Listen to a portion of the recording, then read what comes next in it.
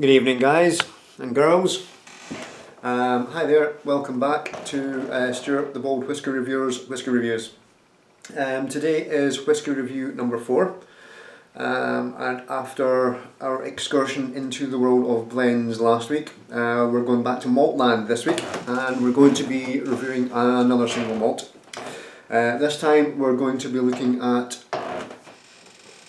this here, Tobermory, 10 years old, unchill filtered single malt, bottled at 46.3%.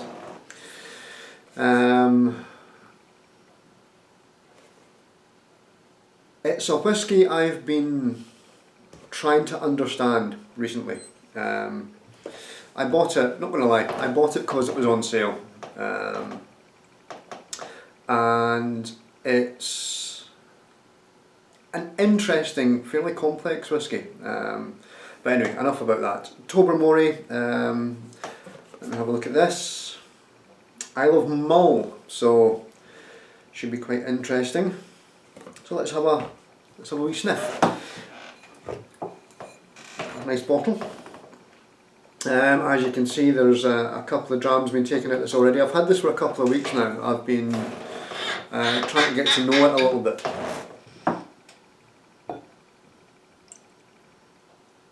Healthy wee dram. Cork back in. Let's get the bottle there.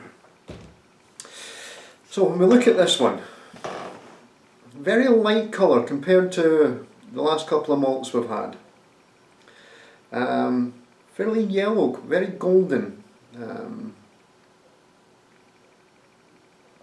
So certainly no hint of artificial colouring in this one by the looks of it. Again, with it being unchill filtered as opposed to the blend that we tried last week,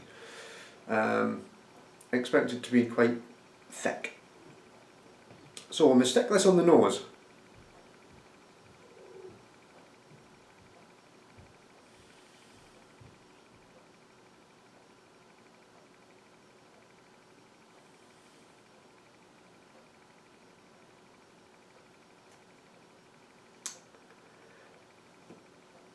this one, if I was to give this one a colour, I would say this was green.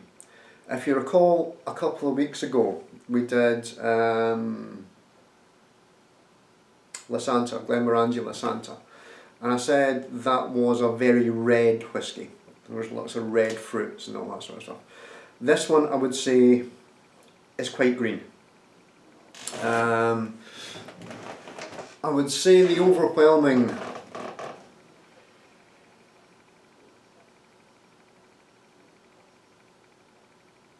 it's certainly not as fruity as the last couple that we've tried. This one's much more grassy. I would say this one's there's certainly a kind of grassiness about this one. But there's a bit of spice in there as well. There's a little bit of, I don't want to say, I don't know if it's ginger or not, but there's a, certainly not cinnamon. There's a spice, maybe a little bit of nutmeg actually. It could be a bit nutmeggy, this one. And there's a little bit of ginger in there, I don't know. But this, it's slightly mineralic as well. There's a slight, I don't want to say metallic tang to it, but there's a distinctly mineral hit with this one. It's not salty as such, but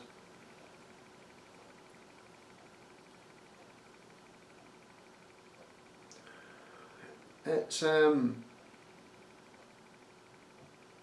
yeah, slightly. It's quite dry. It's grassy. It's quite dry. There's not a lot of sweetness in this one. It is quite tannic. So yeah. Anyway, let's try it on the mouth at bottled strength, which, like I said, is 46.3, which is an oddly specific strength to put on the bottle there.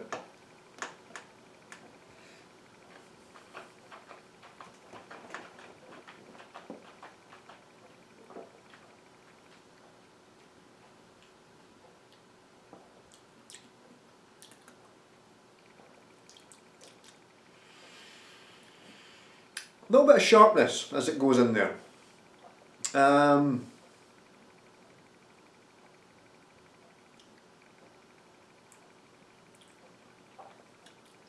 Quite mouth-filling, mouth coating, as you would expect, as with the last couple of non-chill filtered whiskies that we've tried.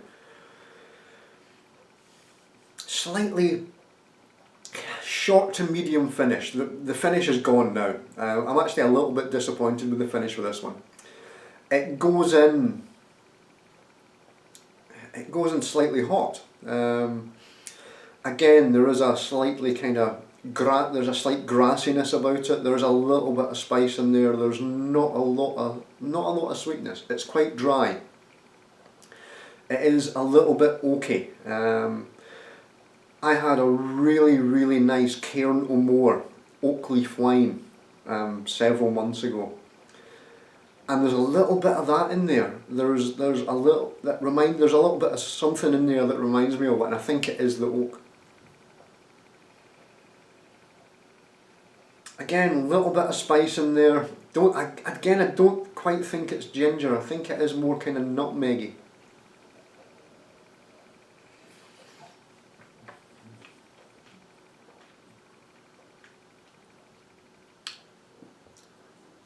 Actually, could be aniseed.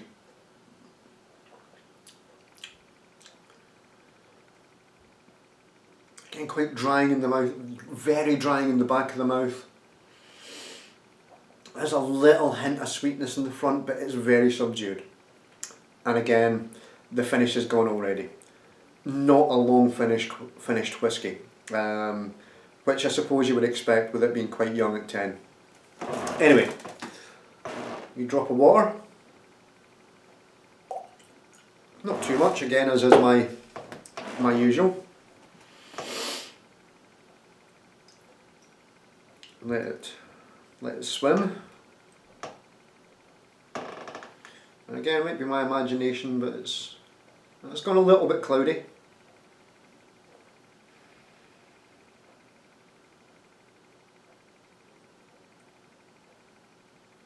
And again, on the nose at reduced strength, slightly mossy. There's a slightly there's a slight earthiness about it actually.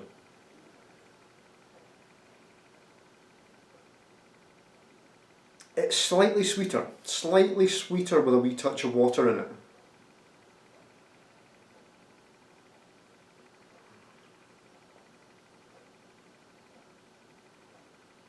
It's certainly not it's not an overly sweet whisky like the last couple that we've tried.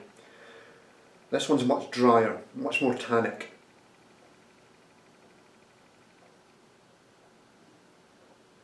There is a little bit of saltiness with a touch of water. It's like it's unleashing. It's like it's reminding it of the sea.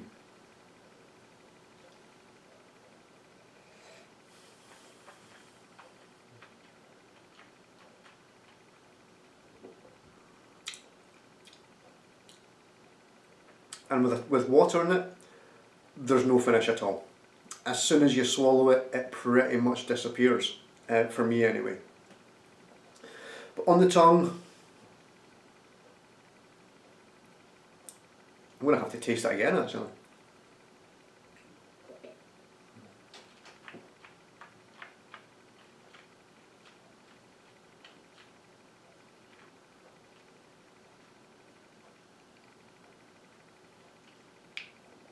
Again, on the tongue, slightly grassy, slightly mossy. Nowhere near as intense. Water with this one seems to mute all the tastes and mute the flavours as well a little bit. I'm afraid for me, this is a reasonably forgettable whisky. As I said, from my viewpoint, particularly once you've added a bit of water, as soon as you swallow it, it's gone. There's almost no finish at all to speak of.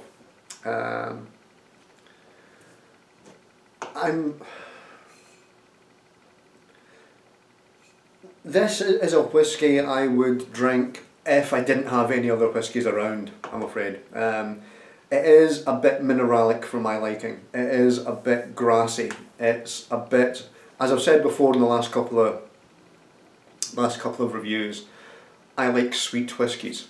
And whilst there are whiskies I have tried which aren't sweet, which are earthy, which are quite dry, they do work well together. This one, I'm afraid, for me is just a bit insipid, if you like. It's a bit uninspiring. It's not bad. It's not like other whiskies, one of which I'm going to review in a few weeks' time, where I just taste it and I think, you know what, I actually really don't like it. I can drink this whisky. It just does nothing for me, I'm afraid. It is grassy. It is a bit earthy. There is a little hint of spice in there. Again, there's a bit of nutmeg in there. There maybe is a little touch of ginger. There is a lot of oak. I'll give it that.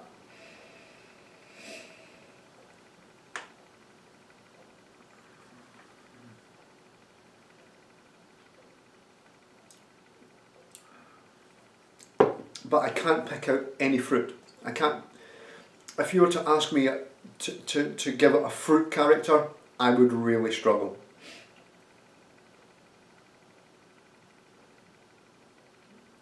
Actually, having let it breathe a little bit, underneath the grass, underneath the earth, there is a vague hint of chocolate.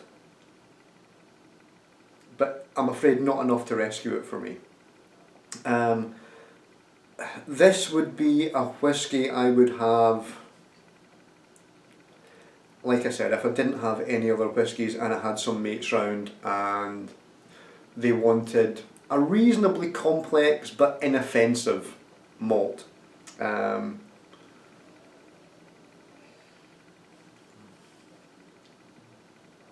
It's certainly not a whisky you're going to want, certainly not a whisky I want to spend a lot of time getting to know. It's not a whisky I would spend a lot of time really delving into.